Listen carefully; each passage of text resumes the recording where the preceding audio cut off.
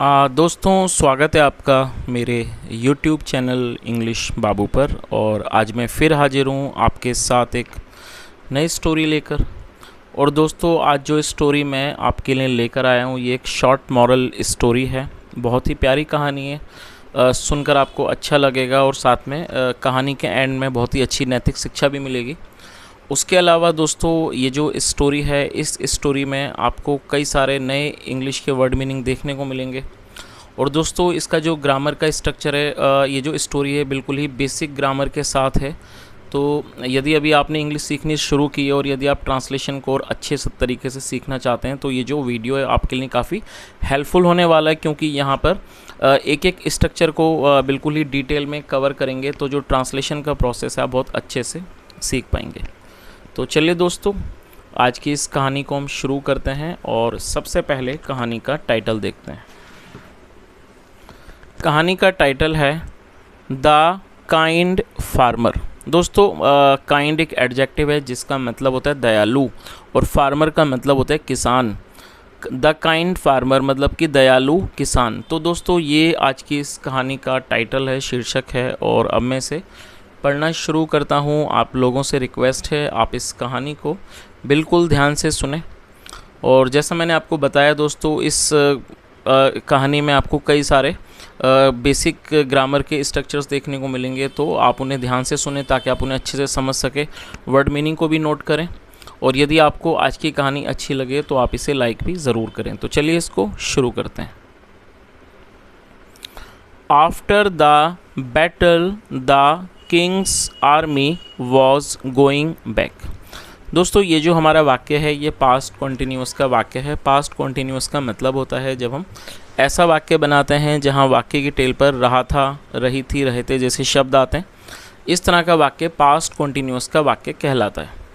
और जब हम पास्ट कॉन्टिन्यूस में कोई वाक्य बनाते हैं तो वहाँ वॉज या वर्ब का प्रयोग हेल्पिंग वर्ब के रूप में किया जाता है, साथ में वर्ब की फोर्थ फॉर्म लगाई जाती है। और दोस्तों फोर्थ फॉर्म बनाने का बिल्कुल ही सिंपल तरीका है। जो वर्ब की फर्स्ट फॉर्म है उसके साथ आपको आईएनजी ऐड करना होता है।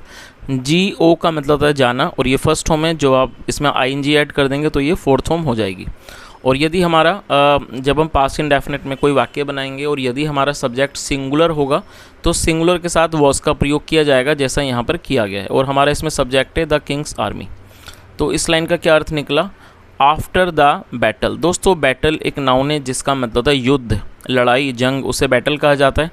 आफ्टर द बैटल मतलब कि युद्ध के बाद। द किंग्स आर्मी, दोस्तों यहाँ किंग के बाद एपेस्ट्रॉफी एस लगाया गया है जिसका मतलब होता है का के की। तो आप ये चीज़ नोट कर लीजिए, एपेस्ट्रॉफी एस का प्रयोग जब किया जाता है जब हम किसी नाम या फिर किसी व्यक्ति के साथ कुछ ऐड करना चाहते हैं, जोड़ना चाहते हैं, तब आप एपेस्ट्रॉफी एस का प्रयोग कर सकते हैं। जैसे मान लीजिए वाक्य है राजू की कार, तो आपको क्या करना है, आपको यहाँ पर नाम लिखना है RAJU फिर एपेस्ट्रॉफी एस, तो क्या हो जाएगा राजूस। उसके बाद जो भी वस्तु है वो आप लगा सकते हैं। कार क्या था वाक्य, राजू की कार, तो क्या हो जाएगा राजूस कार। तो इस तरह से जब हम कुछ भी ऐड करना चाहते हैं तभी एपेस्ट्रॉफी एस का प्रयोग किया जाता है। तो किंग्स आर्मी का मतलब हो गया राजा की सेना। आफ्टर द बैटल युद्ध के बाद, द किंग्स आर्मी मतलब कि राजा की सेना, वॉज गोइंग बैक वापस जा रही थी। तो इस पूरी लाइन का क्या अर्थ निकला कि युद्ध के बाद, लड़ाई के बाद राजा की सेना वापस जा रही थी। They all were very hungry as their food supplies had finished. क्या मतलब हुआ? They all were very hungry. दोस्तों दे का मतलब होता है वे या फिर वे लोग। ये दे का मतलब हो गया वे या वे लोग और ये एक प्लूरल नाउन है। जब सब्जेक्ट में एक से अधिक व्यक्ति, एक से ज़्यादा व्यक्ति शामिल होते हैं तो दे का प्रयोग किया जाता है। आप इस चीज़ को नोट करें। और दे का मतलब होता है कि वहाँ पर एक से अधिक लोग हैं और इसे प्लूरल नाउन के रूप में जाना जाता है। तो दे का मतलब हिंदी में हम इसको वे या फिर वे लोग पढ़ते हैं। तो क्या अर्थ हुआ? They all were very hungry, वो सब बहुत भूखे थे। और दोस्तों ये जो हमारा वाक्य है ये सिंपल पास्ट का वाक्य है जहाँ पर वॉज वर्ब का प्रयोग हेल्पिंग वर्ब के रूप में किया जाता है, साथ में नाउन एडजेक्टिव लेकर वाक्य बनाया जाता है। दे ऑल वर वेरी हंग्री, वो बहुत, दे ऑल वर वेरी हंग्री मतलब वो सब बहुत भूखे थे। एज जैसे कि there food supplies had finished. दोस्तों इस वाक्य में हैड के साथ थर्ड फॉर्म का प्रयोग किया गया है और ये हमारा पास्ट परफेक्ट का वाक्य है। जब हम पास्ट परफेक्ट में कोई भी वाक्य बनाते हैं तो वहाँ हैड के साथ थर्ड फॉर्म का प्रयोग किया जाता है। FINISH फिनिश का मतलब होता है समाप्त हो जाना, ख़त्म हो जाना, और ये थर्ड फॉर्म है। As their food supplies had finish, जैसे कि जो उनकी फूड सप्लाईज थी, मतलब जो खाने की आपूर्ति थी, हैड फिनिश्ड, वो ख़त्म हो चुकी थी। तो इस पूरी लाइन का क्या अर्थ हुआ कि वे सब बहुत भूखे थे, जैसे कि उनके जो खाने की जो आपूर्ति थी, भोजन की जो आपूर्ति थी, वो समाप्त हो चुकी थी। The king ordered his soldiers to get the grains. और दोस्तों ये हमारा पास्ट इंडेफिनिट का अफर्मेटिव वाक्य है, जहाँ सेकंड फॉर्म का प्रयोग करके वाक्य को बनाते हैं। ऑर्डर का मतलब आदेश देना, और सेकंड फॉर्म में ऑर्डर। द किंग ऑर्डर्ड, राजा ने आदेश दिया। हिज सोल्जर्स, अपने सिपाहियों को। टू गेट, लाने का। द ग्रेन्स, अनाज लाने का। तो इस पूरी लाइन का क्या अर्थ हुआ कि जो राजा थे उन्होंने अपने सिपाहियों को अनाज लाने का आदेश दिया। The soldiers went to a village and met a farmer.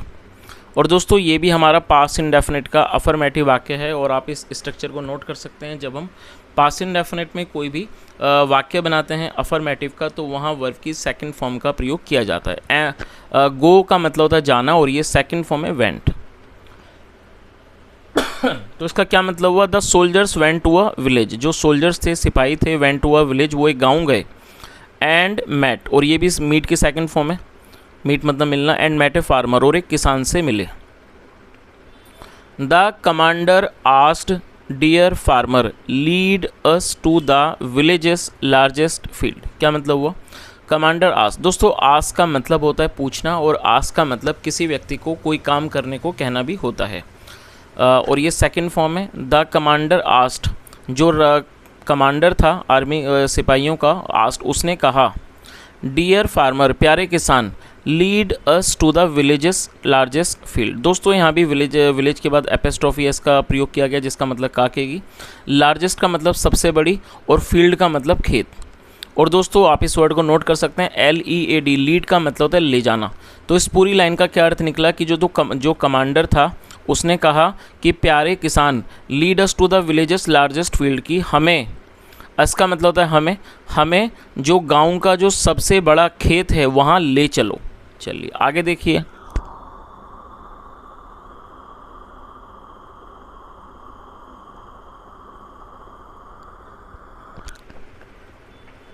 The farmer said, the farmer said, और दोस्तों SAY से का मतलब कहना, और ये सेकंड फॉर्म है सेड। तो और इसको आपको सेड पढ़ना। एक SAD सैड भी होता है, जिसका जो एक एडजेक्टिव है जिसका मतलब होता है उदास, और इसको आपको सेड पढ़ना है, सेड। तो क्या हो गया?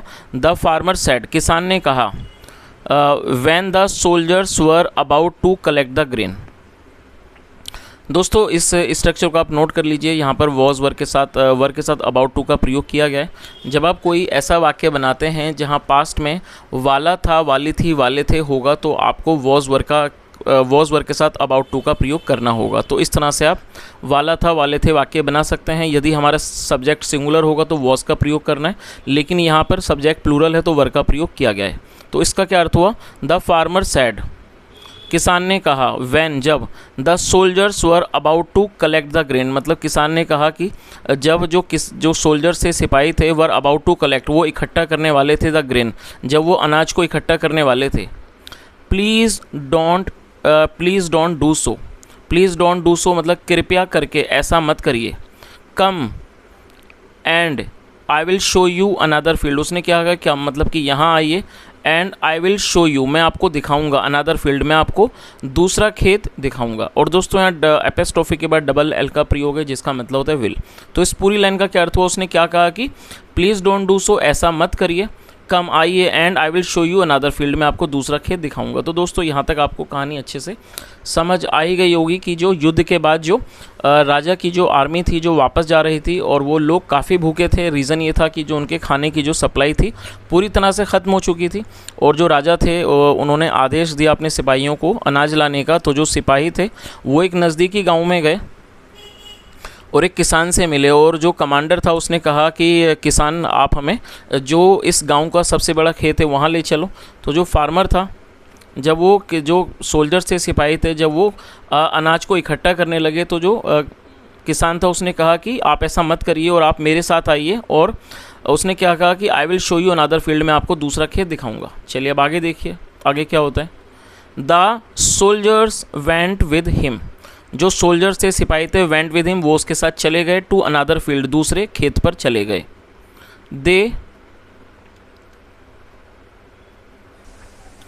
They collected the grains from field, और दे का मतलब वे या वे लोग, और कलेक्ट मतलब इकट्ठा करना, और ये सेकंड फॉर्म है। They collected the grains from field, उन्होंने अनाज को इकट्ठा किया। कहाँ से? फ्रॉम फील्ड, उन्होंने खेत से अनाज को इकट्ठा किया। द सोल्जर्स आस्ड, जो सोल्जर्स थे सिपाही थे, आस्ड उन्होंने पूछा, डियर फार्मर प्यारे किसान, why did you lead us to this field, उन्होंने क्या पूछा। और दोस्तों ये जो हमारा वाक्य है आप इसे नोट कर लीजिए, हमारा पास्ट इंडेफिनिट का इंट्रोगेटिव वाक्य है। जब हम पास्ट इंडेफिनिट में कोई इंट्रोगेटिव का वाक्य बनाते हैं तो वहाँ डिड का प्रयोग हेल्पिंग वर्ब के रूप में किया जाता है, जैसा यहाँ किया गया है। उसके बाद सब्जेक्ट और उसके बाद वर्ब की फर्स्ट फॉर्म। और यदि आप इंट्रोगेटिव वर्ड का भी इस्तेमाल करना चाहते हैं तो उसको सबसे पहले मेंशन किया जाता है। तो यहाँ इंट्रोगेटिव वर्ड का भी यूज़ किया गया है। WHY, वाई का मतलब है क्यों। तो इस पूरी लाइन का क्या अर्थ हुआ यहाँ से देख लेते हैं इसको। द सोल्जर्स आस्क्ड, जो सोल्जर्स थे सिपाही थे उन्होंने पूछा, डियर फार्मर प्यारे किसान, why did you lead us to this field, उन्होंने क्या कहा कि प्यारे किसान आप हमें इस खेत पर क्यों लाए। द फार्मर रिप्लाइड, रिप्लाई मतलब जवाब देना, और सेकंड फॉर्म में द फार्मर रिप्लाइड, जो फार्मर था किसान ने जवाब दिया, that field belongs to someone else. दोस्तों बिलोंग का मतलब होता है संबंधित होना, तो उसने क्या जवाब दिया, दैट फील्ड मतलब वो जो फील्ड है, मतलब वो जो खेत है, बिलोंग्स टू समवन एल्स वो किसी और का है। दिस इज़ माई फील्ड, ये मेरा खेत है। दिस इज़ माई फील्ड, ये मेरा खेत है। How could I let you destroy somebody else's field, बहुत अच्छा सेंटेंस है दोस्तों, इसका मतलब समझ लीजिए। और इस वाक्य में लेट का प्रयोग किया गया है। लेट का प्रयोग वाक्य में जब किया जाता है जब आप ये दिखाते हैं कि वाक्य में किसी काम को होने दिया जाता है या नहीं होने दिया जाता है, तो इस तरह के वाक्य को बनाने में लेट का प्रयोग किया जाता है। चलिए इसका मतलब देख लेते हैं क्या मतलब है। तो जो किसान जो सोल्जर्स थे उन्होंने उससे पूछा कि भाई आप हमें इस खेत पर क्यों लाए। तो जो फार्मर था उसने जवाब दिया कि ये जो खेत है that field belongs to someone else, मतलब वो खेत किसी और का है। दिस इज़ माई फील्ड, और ये मेरा खेत है। How could I let you destroy, destroy का मतलब होता है नाश करना, विनाश करना। उसने क्या कहा कि how could I let you destroy somebody else's field, मतलब मैं आपको किसी और का, समबडी एल्सेस फील्ड मतलब किसी और का खेत कैसे बर्बाद करने देता, मतलब कैसे उसको उसका विनाश करने देता, ऐसा उसने जवाब दिया। The king learned about the farmers kindness, और दोस्तों लर्न का मतलब सीखना, याद करना होता है, उसके अलावा पता चलने को भी लर्न कहते हैं, तो आप इस चीज़ को भी नोट कर लीजिए। लर्न का मतलब होता है सीखना, याद करना, उसके अलावा लर्न का मतलब होता है पता चलना। तो यहाँ पर इसका यूज़ किया गया पता चलने के रूप में, और ये सेकंड फॉर्म में लर्नड। और फार्मर्स काइंडनेस, काइंडनेस नाउन है जिसका मतलब होता है दया। तो इस पूरी लाइन का क्या अर्थ निकला, the king learned about the farmers kindness, जो राजा थे उनको किसान की जो काइंडनेस थी, जो किसान की दयालुता थी, उसके बारे में पता चला। He paid him handsomely for his grains, handsomely का मतलब होता है बहुत अच्छे तरीके से, भरपूर तरीके से उसे हैंडसमली कहा जाता है। तो क्या अर्थ हुआ, ही पेड हिम मतलब उन्होंने उसको पैसे दिए, उसके मतलब उसको अदा किए, पैसे अदा किए, हैंडसमली अच्छे तरीके से, फॉर हिज ग्रेन्स उसके अनाज के लिए।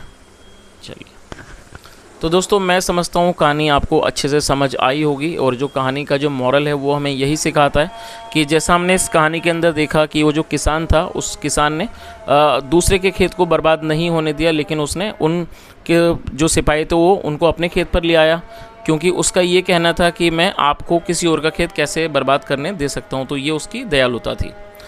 और दोस्तों यदि आपको आज की कहानी अच्छी लगी हो तो इसे लाइक ज़रूर करें, और हमेशा की तरह आज मैं आपको 2 वर्ड दूंगा, आपको उन्हें वाक्य बना के कमेंट सेक्शन में बताना है। चलिए आप उन्हें नोट कर लीजिए। पहला वर्ड है लीड, LEAD, लीड का मतलब ले जाना। तो आपको एक वाक्य बनाना है जहाँ पर आपको इस वर्ड का यूज़ करना है। और जो दूसरा वर्ड है वो है डिस्ट्रॉय, डिस्ट्रॉय का मतलब होता है विनाश करना, किसी चीज़ को ख़राब करना, और ये भी एक वर्ब है, वर्ब की फर्स्ट फॉर्म है। तो आपको एक वाक्य बनाना है जहाँ पर आपको इस वर्ड का प्रयोग करना है। तो दोस्तों ये आज की हमारी कहानी थी, और मेरी आपसे रिक्वेस्ट है यदि आपको अच्छी लगी हो कहानी तो आप इसे ज़रूर लाइक करें, और यदि आपका कुछ सुझाव हो तो कमेंट के माध्यम से ज़रूर बताएं। सुनने के लिए thank you so much, have a nice day and bye.